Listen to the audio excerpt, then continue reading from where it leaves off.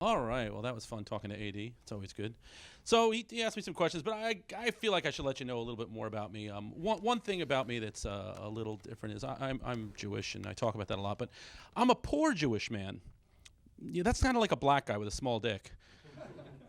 Women are so happy when they find out. I talked about my girlfriend. She is a wonderful woman. I've been dating her for a long time now. We've been together, and she is wonderful, but there's something very unique about her. She's a vegan, and if you don't know what a vegan is kind of like an uber vegetarian. I mean, they do not eat anything that's ever had a face. So during a blowjob, I have to wear a ski mask.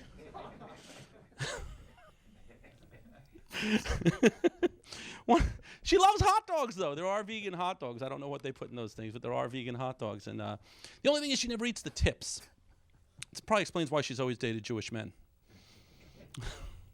So she's a great woman, and I've been with her a while.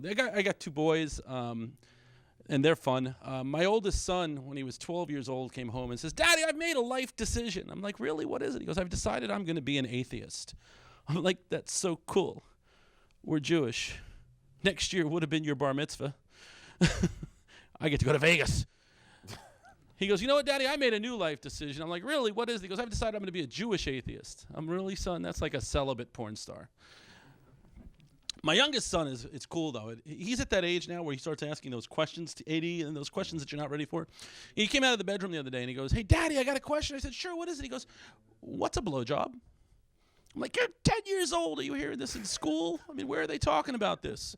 He goes, "No, Daddy, I heard you in the living room last night. You were talking about it." I'm like, "Son, that wasn't talking. That was begging." He goes, "But Daddy, what is it? I really want to know. What is it?" I go, "Why are you asking me?" He goes, "Because I asked Mommy and she did not know."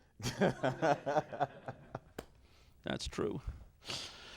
Okay, my kid's not a total pervert. I don't want to get carried away with it. He's actually a normal kid. We were not talking about what you think. We were talking about drinks, a shot. It's called that. You know, it's something a bartender can make for you at every bar.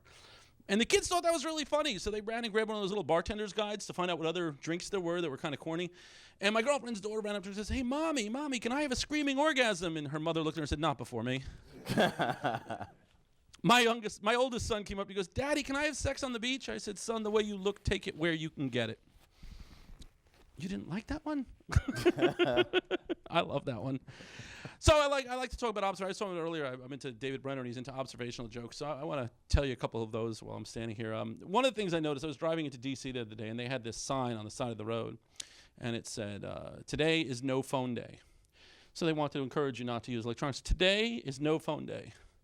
For more information, call 1-800 no phone. There was a Wizard of Oz film festival this past year, and it was canceled due to a tornado. I just consider that good advertising. Took a second, didn't it? I just consider that good advertising. I'm sorry, you know. So yeah, that was an interesting one. My girlfriend's daughter, she's not the brightest in the world. And the other day we were sitting around the house and we decided to give her some culture, and we had her watch a movie that had subtitles. It's from that book, The Girl with the Dragon Tattoo. I think it's going to come out with a big movie next year. But we had her watch the foreign version, had subtitles. And so after the movie, we turned to her and said, "So what did you think of the movie?" She goes, "I like the book better because it doesn't have subtitles."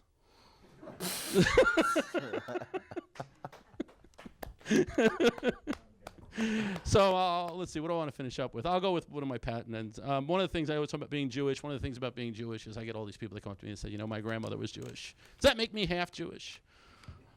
The hell is half Jewish? I mean, really. I mean, if you're half Jewish, when you had your circumcision, you just get a little bit taken off the top.